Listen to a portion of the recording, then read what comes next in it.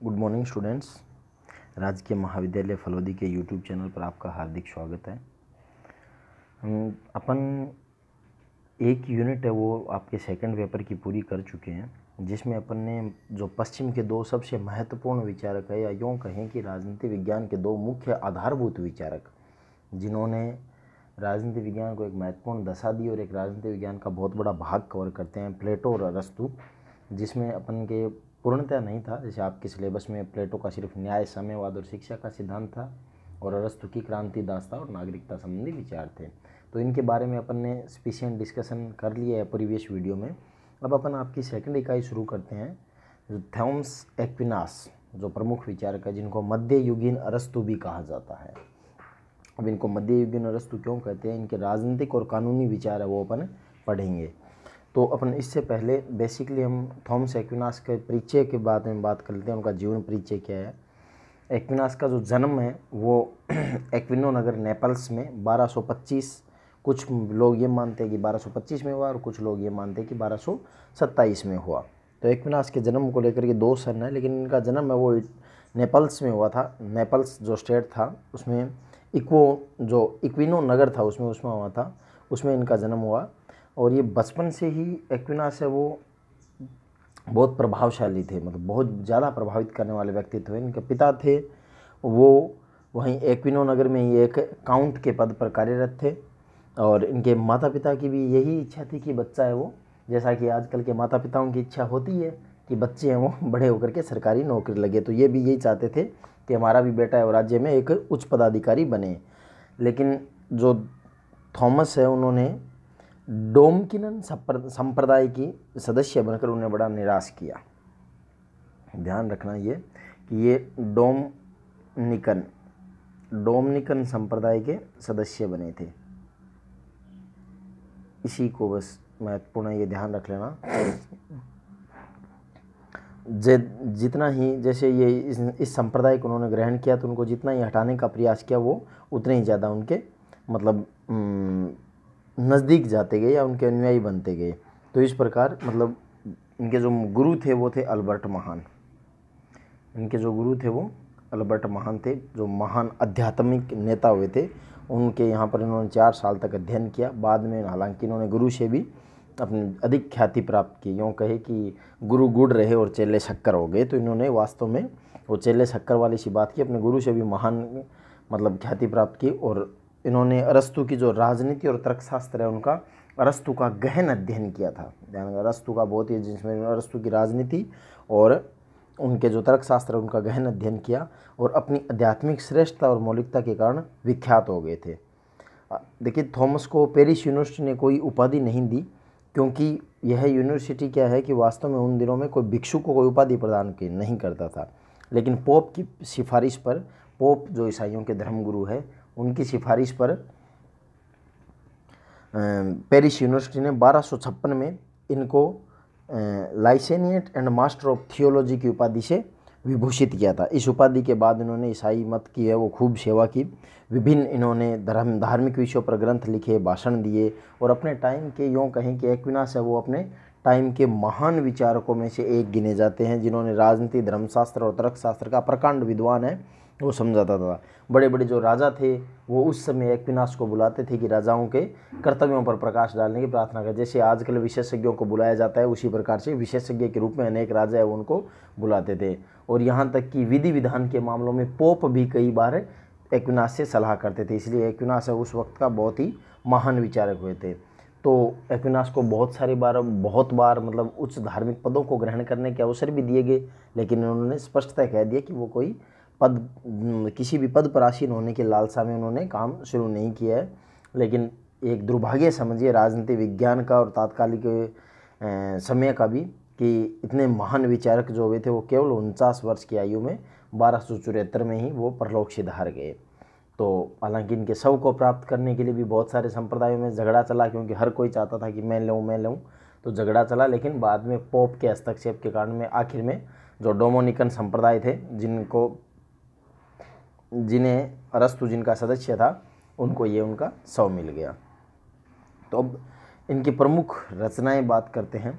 जैसे इनको अपन बात, वैसे जनरली इनका नाम लिया जाता है ये जो बुक है पहली है commentary on the politics of Aristotle, पहली बुक महत्वपूर्ण, commentary on the politics of Aristotle, अरस्तु की राजनीति जो पॉलिटिक्स नामक बुक्स थी उस पर इन्होंने टिप्पणी की है। दूसरी इनकी महत्वपूर्ण किताब सुम्मा थियोलॉजा, ये जो सुम्मा थियोलॉजी, फिर the rule of the princes की, the rule of the princes इनकी एक और महत्वपूर्ण किताब तीसरी, और चौथी थी सुम्मा सेंट्रा या सुम्मा कॉन्ट्रा जेंटाइल्स, ये इनकी महत्वपूर्ण किताब थी। और इन्हीं किताबों में इन्होंने राज्य की प्रकृति और उसकी कार्यविधि इन सब के बारे में उल्लेख किया है।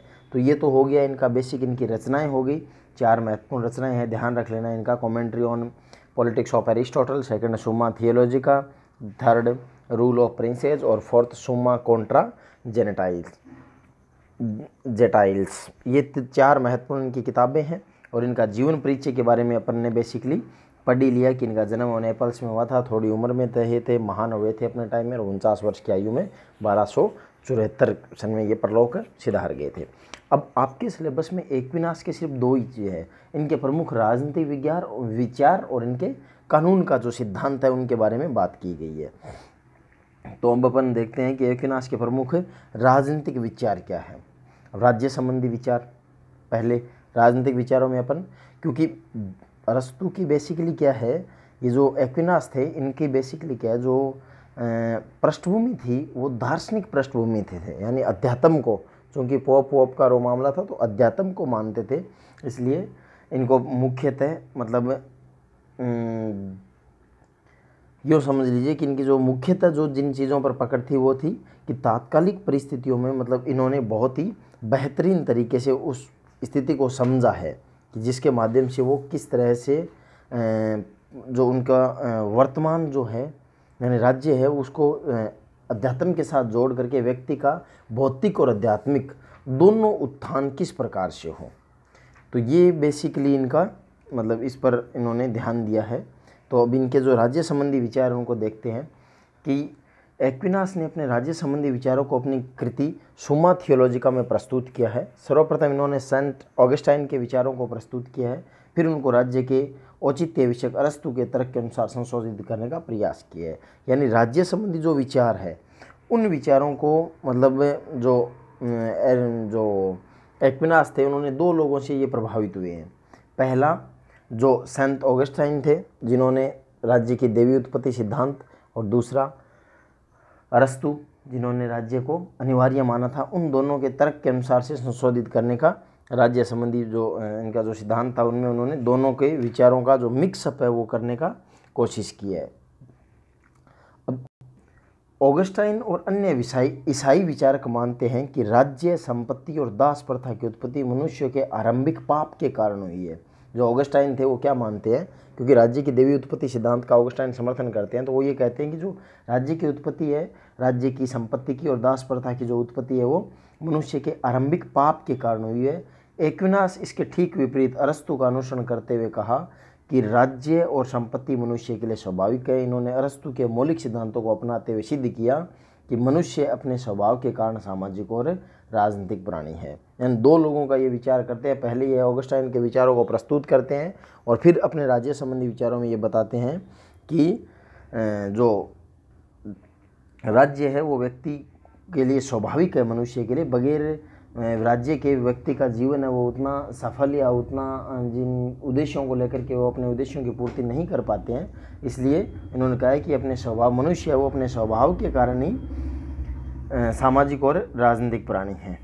तो अब एक्विनास ने बेसिकली इन समस्त चीज़ों, क्योंकि एक्विनास जो है वो यही मान करके चलते हैं कि राज्य है वो व्यक्ति के लिए इतना महत्वपूर्ण है कि उसके बगैर किसी भी तरीके से राज्य वो लंबा नहीं चल सकता, क्योंकि व्यक्ति है वो अपने आप को अकेला महसूस करेगा हर जगह पे। तो इसलिए वो राज्य के क्योंकि राज्य के जब कार्यों की बात आती है तो एक्विनास ये मानते हैं कि जो यूनानी, रोमन और ईसाई धर्म के विचारों का इन्होंने समन्वय करके राज्य के कार्यों का निर्धारण किया है। एक्विनास ये कहता है कि राजपद है वो एक ऐसा पद है जो पूरे समाज के लिए है, सामाजिक हित में योग देना जो शासक है उसकी सार्थकता है, और इसीलिए शक्ति ईश्वर से प्राप्त होती है और शासक का जो नैतिक उद्देश्य बड़ा उच्च है, उसका कार्य राज्य में प्रत्येक वर्ग को ऐसी स्थिति में लाना है जिससे वो सुखी और सद्गुणी जीवन यापन कर सके। तो बेसिकली ये कहते हैं कि राज्य को अपना नियमित कार्य करने के लिए जनसंख्या पर नियंत्रण करना, सड़कों को सुरक्षित करना, चोर डाकुओं से मुक्त करना, राज्य के लिए विशेष मुद्रा पद्धति चलाना, तोल भार की समुचित प्रणाली, दरिद्रों के भरण पोषण की व्यवस्था करना भी शासक के ही कर्तव्यों में ये शामिल कर लेते हैं। अब एक्विनास कहते हैं कि एक्विनास आधुनिक राष्ट्र राज्य के विचार के समर्थक थे। उनका मानना था कि रीति रिवाजों की एकता और तथा समानता राज्य का उत्तम आधार होती है। महत्वपूर्ण चीज़ें ध्यान करना कि जो ये है वो आधुनिक जो राष्ट्र राज्य है उसके बड़े समर्थक थे। और इनका क्या मानते कि रीति रिवाजों की एकता, पहली चीज़ तो रीति रिवाजों की एकता और समानता, ये दो चीज़ें हैं जो राज्य का उत्तम आधार है। ये राज्य में पाई जाने वाली राजनीतिक सत्ता का अंतिम मूल स्रोत ईश्वर को मानते हैं। ये राजनीतिक सत्ता में जो राजनीतिक सत्ता है उसका अंतिम जो मूल स्रोत है वो भगवान है, यानी इन्होंने अध्यात्म के साथ स्टेट को, राज्य को जोड़ा है। तो इसलिए इन्होंने राज्य के संबंधी उनके इस तरह के विचार, यानी अगर अपन निचोड़ के रूप में या संक्षेप में देखें तो राज्य संबंधी विचारों का मतलब ये है कि जो अंतिम शक्ति है वो तो ईश्वर में निहित है, लेकिन ये मनुष्य है, वो स्वभाव के कारण सामाजिक और राजनीतिक प्राणी होने का राज्य है वो स्वाभाविक रूप से, यानी इन दोनों का जो ऑगस्टाइन और अरस्तु है, दोनों के विचारों का बहुत ही सुंदर सम्मिश्रण इन्होंने किया है। अब शासन प्रणालियों का वर्गीकरण। शासन प्रणालियों में एक्विनास विभिन्न शासन रूपों का वर्गीकरण करते हैं। तो अरस्तु की तरह ही, ठीक अरस्तु के अनुरूप यह भी मानते हैं कि राजनीतिक सत्ता के जो रूप समष्टि के हित साधन बनकर चलते हैं वे सर्वश्रेष्ठ है और शासन स्वार्थ सीधी पर चलने वाले निकृष्ट। क्योंकि अरस्तु ने जिस तरह से अपन ने पढ़ा था, अरस्तु भी शासन प्रणालियों का वर्गीकरण करते हैं, उसी प्रकार ये भी ये मानते हैं कि जो विभिन्न वर्ग उनमें अगर जो भी शासन है वो अगर हित समष्टि का, यानी समष्टि का हित मतलब एक बहुत बड़े व्यापक वर्ग का हित को साधन मान करके अगर चलते हैं तो वो सर्वश्रेष्ठ है। अगर खुद के हित तक आ गए तो वो शासक है वो एकदम निकृष्ट कहलाएगा। अब ये क्या मानते हैं, इनके अनुसार राजतंत्र, कुलीन तंत्र और सर्वजनतंत्र श्रेष्ठ है तथा निरंकुश तंत्र, धनिक तंत्र और जनतंत्रात्मक प्रणाली निकृष्ट है, क्योंकि ये शासन को स्वार्थ सिद्धि वाले वर्ग में आते हैं।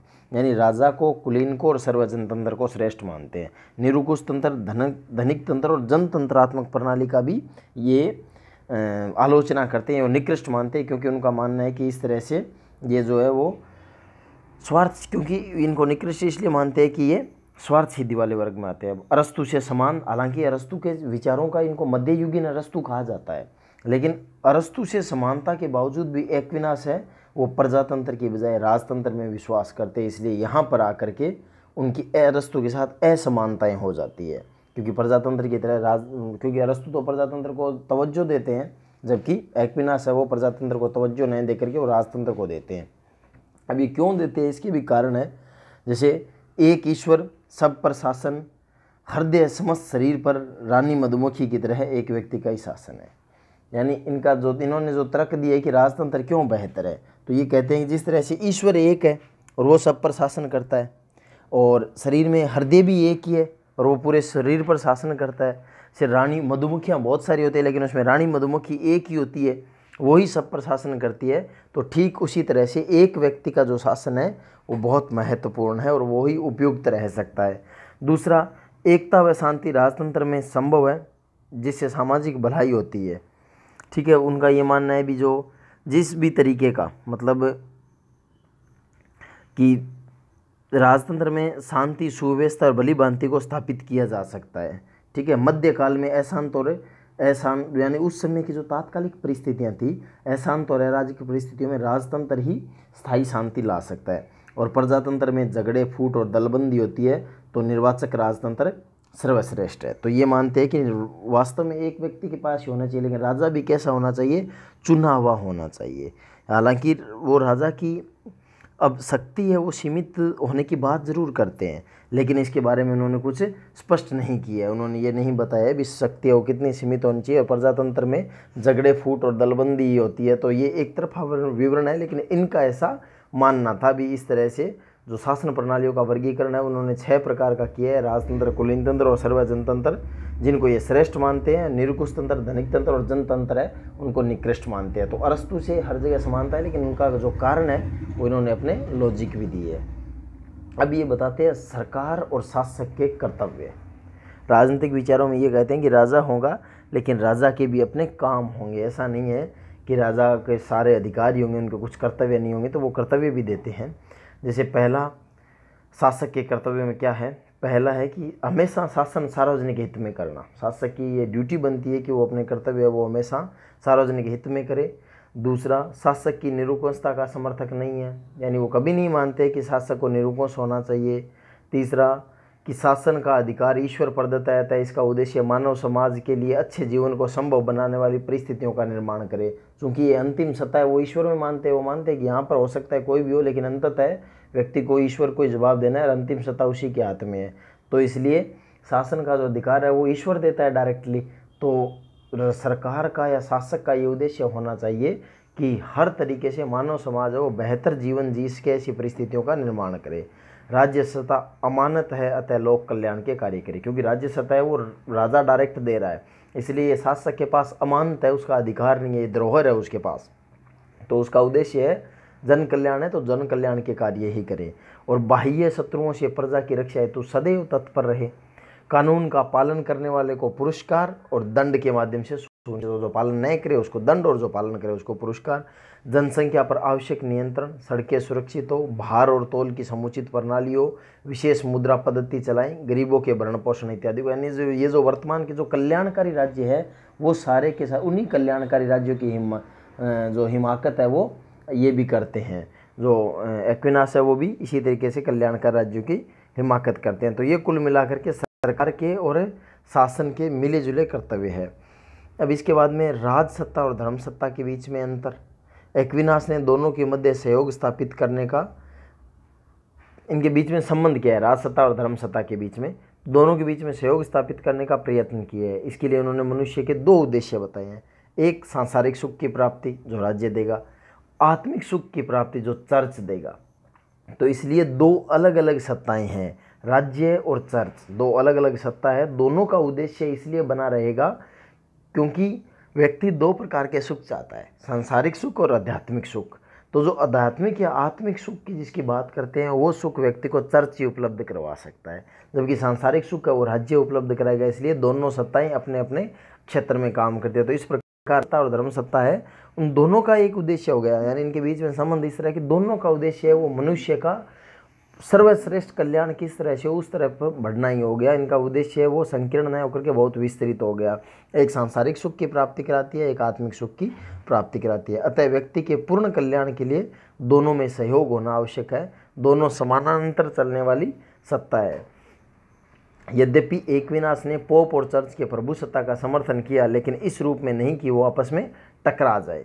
यानी एक्विनास ये कहते हैं कि चर्च है उसकी पास प्रभु सत्ता उसी के पास है और अंतिम शक्ति भी उसी के पास होनी चाहिए। हालांकि वो समर्थन करते हैं, लेकिन समर्थन इस तरीके से नहीं करते हैं कि वो एक दूसरे से आपस में टकरा जाए। क्योंकि एक्विनास ने उस टाइम में वास्तव में क्या था कि राज सत्ता और धर्म सत्ता के बीच में बहुत बड़ा संघर्ष चल रहा था। यानी श्रेष्ठ कौन है इसको लेकर के अक्सर लड़ाइयाँ होती थी दोनों में। राज सत्ता कहता था हम श्रेष्ठ है, और धर्म कहते थे जो पोप वगैरह है जो चर्च के मालिक, वो लोग कहते थे हम श्रेष्ठ है। तो उस टाइम की लड़ाई को रोकने के लिए इन्होंने दोनों के बीच में समन्वय करने का पूरा कोशिश बताया। और इन्होंने ये इसीलिए इन्होंने दो उद्देश्य बताए थे, सांसारिक सुख, और दो सत्ताएं बताई थी कि दोनों सत्ताएं हैं वो एक दूसरे से अलग नहीं है। क्योंकि व्यक्ति का जीवन तो एक ही है, लेकिन इनके उद्देश्य दो हैं।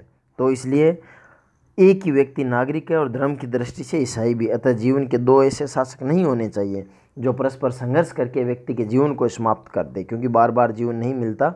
इसलिए एक दूसरे के साथ निश्चित संबंध स्थापित करके और व्यक्ति को नियंत्रण करने का काम है वो राज्य और धर्म सत्ता दोनों करे, ताकि उनका बैलेंस जीवन है वो हमेशा बना रहे। तो इस प्रकार ये जो मुख्य इनके जो विचार थे, क्योंकि जो धर्म सत्ता के लिए वो कहते भी मनुष्य का जो सर्वोच्च लक्ष्य है वो मुक्ति को प्राप्त करना है, तो इसलिए राजा का भी ये कर्तव्य बनता है। तो और हालांकि ये मतलब बात करते हैं, जैसे अपन अगर यहाँ देखें कि पोप या चर्च की प्रभु सत्ता का समर्थन की बात तो करते हैं, लेकिन इस रूप में नहीं करते कि वो आपस में टकरा जाए। उन्होंने क्या कहा कि आत्मिक शुद्धि प्रदान करने वाली शक्ति अवश्य ही उस शक्ति से श्रेष्ठ है जो बाह्य साधनों को जुटाती है। परंतु फिर भी दोनों सत्ताओं का अपने अपने स्थान पर महत्व है, इसलिए परस्पर आपस में इनमें सहयोग होना चाहिए। राज सत्ता के अधिकारियों को धर्म सत्ता के अधिकारियों से आंतरिक शक्ति ग्रहण करनी चाहिए। यदि संपूर्ण संसार ईसाई धर्म को स्वीकार करके पोप को ईश्वर का प्रतिनिधि मान ले तो मनुष्य के सभी कष्टों का अंत हो सकता है। इनका ये मानना है कि भी अगर संपूर्ण संसार है वो अगर ये मान ले तो इस तरह से जो सांसारिक समस्याएं हैं उनका अंत है वो इस तरीके से संभव है। हालांकि इन्होंने ईसाइयत का बहुत बड़ा वो अपन ने इनके जो परिचय पढ़ा था उसमें देख लिया था कि इन्होंने अपना जीवन है वो ईसाइयत के प्रचार प्रसार में और ईसाई धर्म की खूब सेवा करने में लगा दिया था।